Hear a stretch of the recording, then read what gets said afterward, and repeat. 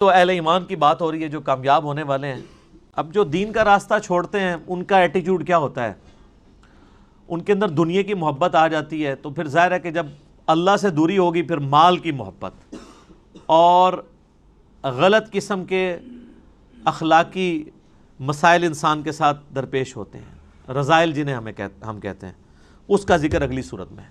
وَيْلٌ لِكُلِّ ہُمَزَةٍ، بربادی ہے ہر اس شخص کے لیے جو تانے والی زندگی گزار رہا ہے، تانے دیتا ہے لوگوں کو پیٹھ پیچھے. الَّذِي جَمَعَ مَالًا وَعَدَّدَهُ، اور اس کی حالت یہ ہے کہ وہ مال جمع کرتا ہے اور اسے گن گن کر رکھتا ہے. اپنی حالت اس کی یہ ہے کہ پیٹھ کے پیچھے لوگوں کے عیب تلاش کرتا ہے، لوگوں کو تانے دیتا ہے، برائیاں بیان کرتا ہے، اور اپنی حالت یہ ہے کہ اس نے مال جوڑ رکھا ہے اور اسے گنتا رہتا ہے. یعنی مال کی محبت کے ساتھ یہ چیزیں امپلائڈ ہیں کہ آپ کو مال کی محبت اس لیول تک لے جائے گی کہ آپ لوگوں میں عیب تلاش کرنا شروع کر دیں گے، لوگوں کی برائیاں نکالنا شروع کر دیں گے.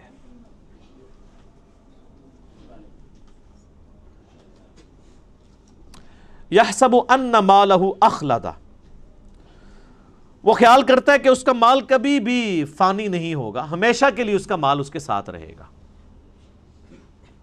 جو لوگ مال جوڑ رہے ہوتے ہیں نا ان کی حالت ویسے یہی ہوتی ہے.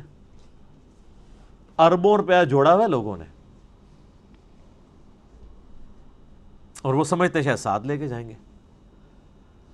حالانکہ میں آپ کو بتاؤں کہ اگر کوئی شخص روزانہ 1,00,000 روپیہ خرچ کرے نا روزانہ، تو 1 ارب ختم کرنے کے لیے اسے 25 سے 30 سال چاہیے. یہ کیلکولیشن کر لیجئے گا. 1 ارب اتنی بڑی رقم ہے اور یہاں لوگوں کے پاس اربوں ہوتے ہیں اور 70-80 سال کے ہوئے ہیں. ان سے پوچھا آپ نے کتنی زندگی گزارنی ہے اور روزانہ 1,00,000 روپے کو خرچ کر سکتا ہے؟ کیا کرے گا؟ نوٹ بھی کھانا شروع کرے تب بھی نہیں کھا سکتا. لیکن جب جس کو لت پڑ جائے تو وہ پھر یہی کرتا ہے اور پھر وہ سمجھتا ہے میرا مال فانی نہیں ہوگا، نہ اس نے مرنا ہے. کلا، ہرگز نہیں. لَيُنبَذَنَّ فِي الْحُطَمَةِ، یقیناً اسے حطمہ میں پھینک دیا جائے گا. یعنی دنیا کی محبت میں جو مبتلا ہوا اور تباہ و برباد ہو گیا اس کا الٹیمیٹ انجام حطمہ ہے. وَمَا أَدْرَاكَ مَا الْحُطَمَةُ، اور تم کیا جانو کہ حطمہ کیا ہے؟ نار اللہ الموقدہ، وہ اللہ کی ایک آگ ہے جو خوب بھڑکائی ہوئی ہے. ان دوزخ کی آگ. التی تطلع علی الافئدہ، جو دلوں تک پہنچ جائے گی. ویسے تو آگ جلا کے راکھ کر دیتی ہے، کھالیں جلیں گی، جسم فنا نہیں ہوگا تاکہ جسم کو تکلیف ہوتی رہے. وَلِعَوْذُ بِاللَّهِ تعالی. اندر تک آگ گھس جائے گی. وہ جیسے دنیا میں بھی آپ کہتے ہیں نا کہ گھبراہٹ ہو رہی ہے اندر. جن لوگوں کو معدے کا ایشو ہوتا ہے وہ کہتے ہیں اندر آگ لگی ہوئی ہے، حالانکہ وہ باہر کوئی آگ نہیں ہوتی ہے. تو یہ دلوں کے اندر گھس جانے والی، انسان کے اندر گھس جانے والی آگ ہوگی. انہا علیہم مؤصدہ، اور وہ آگ ان پر بند کر دی جائے گی.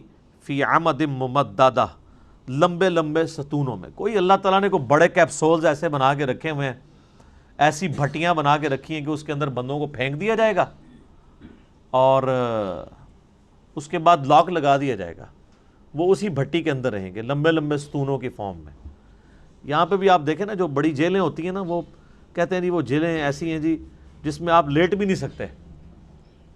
4 فٹ بائی 4 فٹ کی جیل، اور آپ اسی کو ذرا کم کریں، اگر آپ 1.5 فٹ بائی 1.5 فٹ یا 2 فٹ بائی 2 فٹ کی جیل ہو جس میں آپ لیٹ بھی نہ سکیں اور کھڑی ہوئی حالت میں، اور اس میں انسان کو باہر سے آگ چھوڑ دی جائے، اندر آگ نہ جلائی جائے، تو کیا انسان کی حالت ہوتی ہوگی. رومن امپائر کی اگر آپ سزائیں دیکھیں نا یوٹیوب پہ، اگلے زمانوں میں وہ اپنے دشمنوں کو کیسے سزائیں دیتے تھے تو انسان کے رونگٹے کھڑے ہو جاتے ہیں.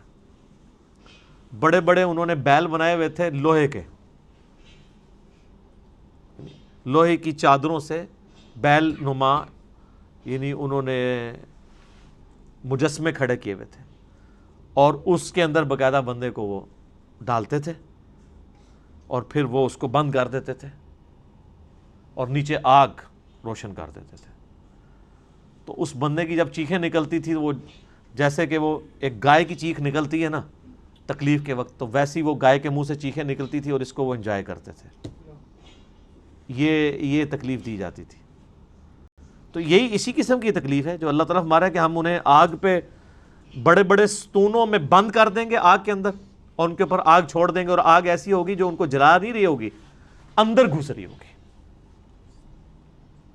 انسان کے اندر تک پہنچے گی۔ یہ کوئی امیجن ہی نہیں کر سکتا۔ یہ یقین کریں قرآن لوگوں نے نہیں پڑھا تو اس لیے وہ سمجھتے ہیں کہ کوئی اللہ تعالیٰ کوئی نعوذ باللہ کوئی بڑی نانی اماں یا دادی اماں ہے، اس نے اینڈ پہ سب کو معاف کر ہی دینا ہے۔